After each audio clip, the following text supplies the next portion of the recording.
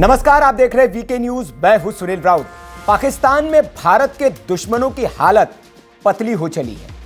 भारत के जितने भी मोस्ट वांटेड आतंकी है या भारत में जिनके खिलाफ मामले चल रहे हैं या भारत के खिलाफ जो साजिश रचते हैं, ऐसे आतंकियों को पाकिस्तान में एक एक करके ठोका जा रहा है।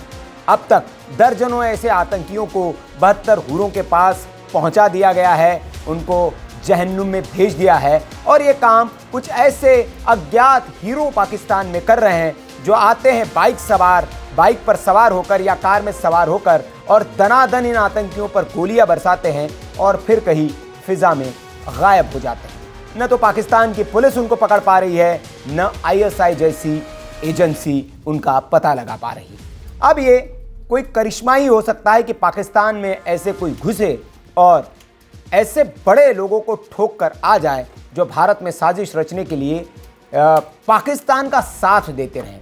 क्योंकि इस आतंक को अगर किसी ने पाला पोसा है तो पाकिस्तान ने पाला है, ये किसी से छिपा नहीं है। आईएसआई हो या पाकिस्तान की सेना हो, वही इन आतंकियों को प्रश्रय देती थी, उनसे घुसपैठ करवाती थी और भारत में इस तरह के हमलों को अंजाम देती थी। यह जग जाहिर है। लेकिन अब यह आतंकी ही पाकिस्तान के लिए जब कोढ़ में खाज का काम करने लगे तो अब पाकिस्तान लगता है इन आतंकियों को ठिकाने में लगाने में जुट गया है। और हम हवा में नहीं कह रहे, यूं ही नहीं कह रहे, इसके पीछे कुछ पुख्ता प्रमाण है। अभी जो मैं खबर आपको बताने जा रहा हूं, खबर यह है, कल से खबर चल रही है पाकिस्तानी सोशल मीडिया से लेकर भारत में, और पाकिस्तान के एक पत्रकार है, उसने इस खबर को दिया कि दाऊद इब्राहिम जो है उसकी हालत बहुत नाजुक है, उसे जहर दिया गया है और पाकिस्तान के एक अस्पताल में भर्ती किया गया है। वो पत्रकार जो है आज भी अपने दावे पर कायम है। कल का दिन बीत गया, आज का दिन शुरू हो गया, लेकिन वो दावे पे कायम है। वो कह रहे कि दाऊद इब्राहिम को जहर दिया गया है, वो अस्पताल में भर्ती है, लेकिन पाकिस्तान और आईएसआई इस बात को छिपा रही है, वो बताना नहीं चाहती है, लेकिन ये बात सच है। वो पत्रकार अब एक दावा और कर रही है। उसके मुताबिक अगला नंबर जो है, जो मेरे पीछे दो तस्वीरें आप देख रहे हैं, हाफिज सईद और दूसरा मसूद अजहर, इन दोनों का नंबर बहुत जल्द लगने वाला है। ये दावा भी उसने किया है और उसने कहा है कि ये भी ऐसे ही ठोके जाएंगे जैसे पाकिस्तान में अज्ञात कुछ हीरोज आकर बाकी आतंकियों को ठोक कर चले जा रहे हैं। और इस दावे में इसलिए भी दम लगता है क्योंकि अभी 2 दिन पहले ही हाफिज सईद का जो बिल्कुल राइट हैंड माना जाता है अखनून, उसको भी इन हीरोज ने आकर ठोक दिया और ये कुछ कर नहीं पाए। तो इसलिए क्या अब बड़ा सवाल है, अगला नंबर इनका है और क्या बहुत जल्दी ही इनकी भी लाशें पाकिस्तान में वैसी ही बिछी मिलने वाली है जैसे बाकी लोगों की मिलती है। ये दावा किया है आरजू काजमी ने और इसके पीछे उन्होंने तर्क दिया है। उनका तर्क ये है कि जो पाकिस्तान के हालात है अभी, वो बहुत दयनीय हालात है। अंतर्राष्ट्रीय स्तर पर पाकिस्तान की बहुत बेइज्जती हो चुकी है। पाकिस्तान की जनता भी चाहती है कि भारत के साथ संबंधों को सुधारा जाए और भारत के साथ तल्खी को कम किया जाए, कश्मीर जैसे मुद्दों को ठंडे बस्ते में डाला जाए और अमन की राह पकड़ी जाए और मुल्क में तरक्की की ओर मुल्क को ले जाया जाए। नहीं तो पाकिस्तान के आज के वक्त में जो हालात है वो दुनिया में बद से बदतर होते जा रहे हैं और आगे भी होते जाएंगे। अभी दाऊद इब्राहिम को लेकर जब खबर आई तो उसके बाद भी वहाँ के जो सोशल मीडिया पर जो काम करने वाले लोग हैं, उन्होंने जब पाकिस्तान की जनता से इस पर राय लेनी चाहिए तो पाकिस्तान की जनता की भी ये राय थी कि दाऊद इब्राहिम जैसे आदमी को पाकिस्तान में छिपाने से बेहतर है कि उसको भारत के हवाले कर देना चाहिए ताकि भारत के साथ संबंध सुधरे। और न सिर्फ दाऊद बल्कि जितने भारत के दुश्मन हैं उन सबको उठाकर भारत के हवाले पाकिस्तान की सरकार को कर देना चाहिए। ये पाकिस्तान की जनता की राय है और कहते हैं कि लोकतंत्र में जनता ही सर्वोपरि होती है। पाकिस्तान हालांकि वो इस्लामिक मुल्क है, लेकिन है तो वहाँ लोकतंत्र ही, वहाँ पर भी जनता ही सरकारों को चुनती है।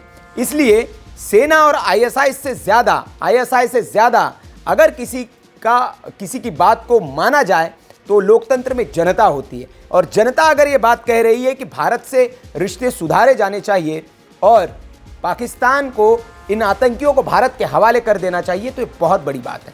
और ये सिर्फ पाकिस्तान की जनता ही नहीं कह रही है, ये बात पाकिस्तान के हुक्मरान भी समझ रहे हैं। तभी जो नए भावी प्रधानमंत्री जिनको आप कह सकते हैं पाकिस्तान के, जो विदेश में रहने के बाद जब उनको निर्वासित कर दिया गया था और जो विदेश में रहने के बाद अभी लौटे हैं पाकिस्तान, तो उन्होंने भी भारत के साथ अपने संबंधों के सुधार का जिक्र किया और उन्होंने कहा कि भारत के साथ संबंधों को सुधारना पड़ेगा हमें, उसके बिना हम पाकिस्तान की तरक्की नहीं कर सकते। पाकिस्तान में आने वाले वक्त में आपको नवाज शरीफ फिर से एक बार प्रधानमंत्री के तौर पर देखने को मिल सकते हैं और नवाज शरीफ का ये मानना है, उन्होंने अपनी पार्टी की मीटिंग में भी इस बात को कि भारत के साथ रिश्ते सुधारना हमारी मजबूरी नहीं, हमारी ज़रूरत भी है और इसके बिना हम ठीक नहीं हो सकते। और भारत के साथ रिश्ते कब सुधरेंगे? भारत की एकमात्र मांग है कि आतंकवाद और बातचीत दोनों एक साथ नहीं हो सकते। आप अगर बातचीत करना चाहते हैं, रिश्तों को सुधारना चाहते हैं, तो आतंक को आपको छोड़ना पड़ेगा और आतंक को छोड़ने के लिए सरकारों को क्या करना पड़ेगा ये बताने की ज़रूरत नहीं है। तो आरजू काज़मी इसी बात पर जोर देती है, पाकिस्तान की जो पत्रकार है, और कह रही है कि कल जो पाकिस्तान में इंटरनेट बंद किया गया था, ये उनका दावा है, उसके पीछे बड़ी मंशा यही थी कि ये जो दाऊद वाली जो खबर है ये पूरी दुनिया को पता न चल सके, इसलिए उन्होंने इंटरनेट ब्रेकडाउन किया था। दूसरी बात उन्होंने कही है कि शरीफ सरकार जो है वो जिस तरह से संबंध सुधारने के लिए की बात कर रही है, तो इसीलिए ये जो टारगेट किलिंग हो रही है आतंकियों की, और अगर उस पर कोई कार्रवाई नहीं हो रही है, क्योंकि ये बहुत बड़ी बात है, ये मतलब आसान बात नहीं है कि कोई इतने बड़े लोगों को ठोक के चले जाए पाकिस्तान में और सीसीटीवी भी उनके सामने आए, फुटेज भी सामने आए, उसके बाद न तो पाकिस्तान की पुलिस अब तक उनको पकड़ पाए और न आईएसआई जैसी संस्था। तो ये बड़े सवालों के घेरे में है और न इस पे जैसे निज्जर की हत्या हुई, तो निज्जर की हत्या के बाद कनाडा ने जिस तरह से बवाल काटा, पाकिस्तान में इतने लोग मारे जा रहे हैं लेकिन किसी के भी इस पर पाकिस्तान में कोई सवाल नहीं उठाया जा रहा है, न ये कहा जा रहा है कि भारत की ओर से ये कोशिशें की जा रही हैं। तो ये बड़ा सवाल है कि क्या ये टारगेट किलिंग पाकिस्तान खुद करवा रहा है और अपने यहाँ से जो आतंक नाम की बीमारी है, क्योंकि पाकिस्तान खुद इस चीज़ से झेल रहा है और अब वो टीटीपी जो है वहाँ पर जिस तरह से आतंक मचा रहा है, तो वो भारत पे भी आरोप मढ़ रहा है कि टीटीपी को जो हथियार है वो भारत मुहैया करा रहा है और इस वजह से पाकिस्तान में आतंक पनप रहा है।